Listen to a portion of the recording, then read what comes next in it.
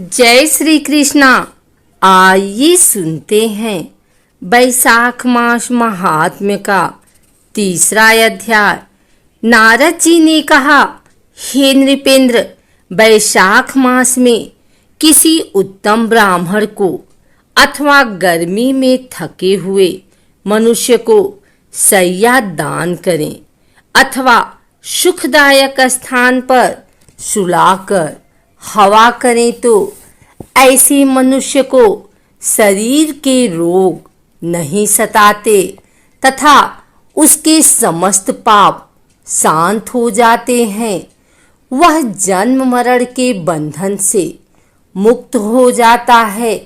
उसके कुल में कई पीढ़ी तक कोई पापी नहीं होता है।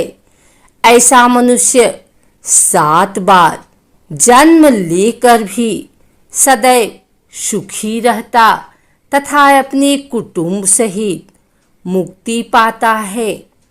बैसाख मास में आसन, चटाई, कंबल आदि का दान करना भी अति उत्तम है।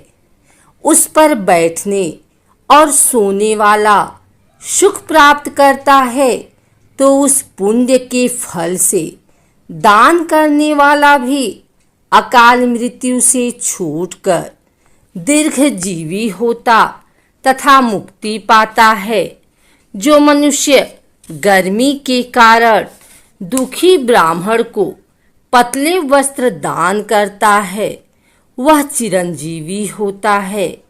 कपूर शरीर की गर्मी शांत करने वाला है, अतः उसका दान करने से भी परम गति प्राप्त होती है। जो मनुष्य ब्राह्मण को फूल और कुक्कुम का दान करते हैं वे समस्त पृथ्वी के राजा बनते हैं। ऐसा मनुष्य पुत्र पौत्रों से युक्त हो अंत में मुक्ति पाता है। चंदन तथा हल्दी का दान त्वचा को दुख को दूर करता है।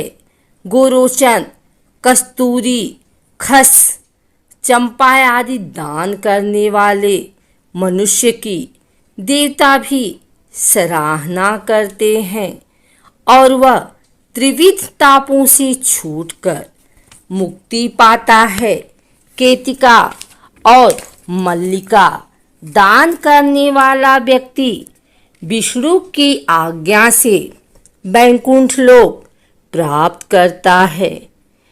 नारियल, सुपारी तथा अन्य सुगंधित पदार्थ दान करने वाला मनुष्य 7 जन्मों तक ब्राह्मण कुल में उत्पन्न होकर ज्ञानी बनता है। जो मनुष्य विश्राम गृह बनवाकर दान करता है उसके पुण्य का फल अकथनीय है। जो मनुष्य यात्रियों के विश्राम के लिए मार्ग में बाग लगवाता हो, कुएं खुदवाता तथा तालाब, झोपड़ी आदि बनवाता है वह अत्यंत धर्मात्मा होता है और उसकी संतानें भी उसी के समान धर्मात्मा होती हैं। सुपारी, नागवल्ली, कपूर और अगर सहित तांबुल का दान करने से यश, धैर्य और धन की प्राप्ति होती है। जो व्यक्ति शीतल पदार्थों जैसे नींबू का रस, मट्ठा तथा दही की लस्सी आदि ब्राह्मणों को दान करता है वह धनी और विद्वान होता है। चावल का दान करने से लंबी आयु मिलती है। शुद्ध गाय का घी दान करने से अश्वमेघ यज्ञ का फल मिलता है। मेष संक्रांति में ककड़ी और गुड़ का दान करने से पापों का नाश होता है। सूर्य की तपन को शांत करने के लिए ईख का दान करने से अनंत पुण्य होता है। सायंकाल की थकावट को दूर करने के लिए पके फलों का दान करने से पितरों को अमृत मिलता है और उस मनुष्य को सायुज्य मुक्ति मिलती है।